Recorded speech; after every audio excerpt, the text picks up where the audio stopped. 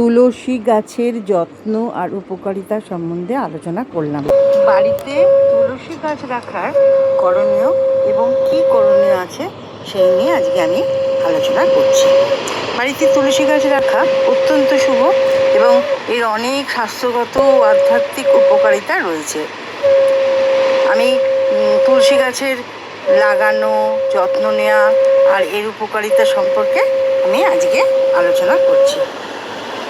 তুলসী গাছ লাগানো সঠিক দিক ও নিয়ম, কোন দিকে ও কীভাবে লাগাবেন সেটাও বলে দিচ্ছি। সঠিক দিক হচ্ছে, তুলসী গাছ রাখার সেরা দিক হলো উত্তর পূর্ব বা উত্তর পূর্ব, যেটাকে ঈশান কোণ বলা হয়। এই দিকগুলিতে ইতিবাচক শক্তি সবচেয়ে বেশি থাকে, তাই এদিকে লাগাতে হয়। আর যেখানে রাখবেন না, ভুল করেও বাড়ির দক্ষিণ দিকে তুলসী গাছ রাখবেন না, এটি অশুভ বলে মনে করা হয়। উঁচু স্থান, তুলসী গাছ সব সময় মাটির চেয়ে কিছুটা উঁচু স্থানে, যেমন বেদিতে বা টবে রাখুন। পরিচ্ছন্নতা, গাছের চারপাশে জুতো, ময়লা বা ডাস্টবিন রাখবেন না, জায়গাটি সবসময় পরিষ্কার রাখুন। তুলসী গাছের যত্ন মানে কি করবেন, কি করণীয়?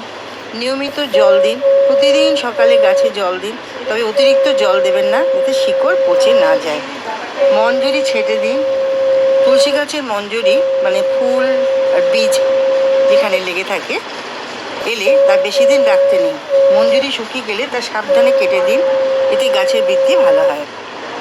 সন্ধেবেলা প্রদীপ, প্রতিদিন সন্ধ্যায় প্রদীপ দেখাবেন। একটি ঘিয়ের বা তেলের প্রদীপ জ্বালানো অত্যন্ত শুভ। শুকনো গাছ সরান, গাছ কোনো কারণে শুকিয়ে গেলে তা বাড়িতে রাখবেন না, সেটি কোনো নদী বা জলাশয়ে বিসর্জন দিয়ে নতুন গাছ লাগান।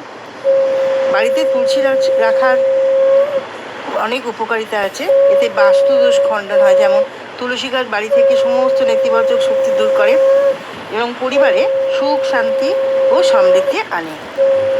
এই গাছ প্রচুর পরিমাণে অক্সিজেন ছাড়ে এবং বাতাস থেকে ক্ষতিকারক গ্যাস পরিবেশকে শুদ্ধ রাখে।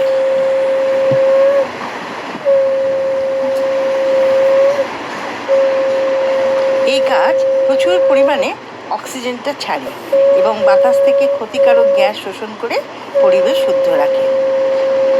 ওষুধের গুণ, তুলসী পাতা প্রাকৃতিক অ্যান্টিবায়োটিক, সর্দি, কাশি, গলা ব্যথা এবং রোগ প্রতিরোধ ক্ষমতা বাড়াতে তুলসী পাতার রস দারুণ কাজ করে। মশামাছি দূর করে, তুলসী গাছের গন্ধ প্রাকৃতিকভাবে মশামাছি এবং ছোটোখাটো কীটপতঙ্গকে বাড়ি থেকে দূরে রাখে।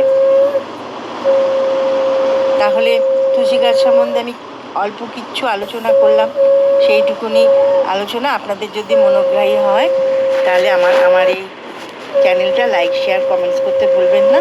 আর কমেন্টসে লিখবেন ওং তুলসী দেব্যই নমঃ, ওং তুলসী দেব্যই নমঃ, ওং তুলসী দেব্যই নমঃ, ওং বিষ্ণু বল্লভ নমঃ, ওং বিষ্ণু বল্লভ নমঃ, ওং বিষ্ণু বল্লভ নমঃ। তাহলে এই পর্যন্তই। আবার আসবো একটা নতুন কোনো ভিডিও নিয়ে। আপনারা ভালো থাকবেন, আমরা ভালো আছি, আপনারা আরও ভালো থাকুন, সুখে থাকুন, শান্তিতে থাকুন, সংসার মঙ্গলময় হয়ে উঠুক, আমি এই কামনা করে আজকে আমি শেষ করছি। তুলসী দেবীর মন্ত্র আমি লিখে দিলাম স্ক্রিনে, আপনারা দেখে দেখে বলতে পারবেন।